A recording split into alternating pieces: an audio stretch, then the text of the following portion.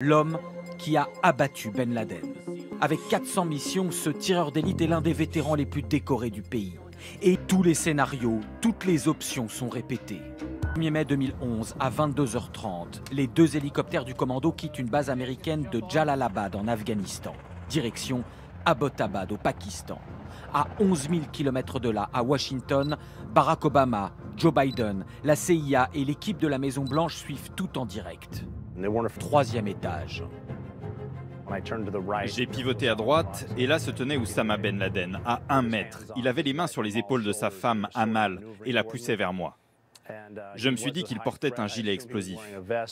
Je l'ai reconnu tout de suite. Il était plus grand que je l'avais imaginé. Sa barbe était grise, mais c'était son nez, c'était lui, c'est sûr. Il ne se rendait pas, il allait se faire exploser.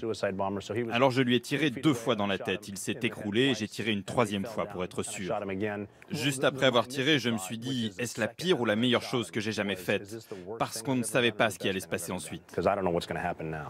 Le commando identifie le corps et annonce par radio Geronimo, le mot code indiquant qu'Oussama Ben Laden a été tué. Et là, Avec un hélicoptère de rechange, les Américains emportent la dépouille du terroriste le plus recherché de la planète. Après d'autres identifications, son corps sera immergé depuis un porte-avions en mer d'Arabie. Comme ses camarades, Robert O'Neill ne pensait pas revenir vivant de l'opération. Dans la foulée, en pleine nuit, Barack Obama prend la parole, déclarant au monde entier « Justice has been done ». Justice a été rendue. Sa plus emblématique mission accomplie, Robert O'Neill prendra sa retraite de l'armée l'année suivante.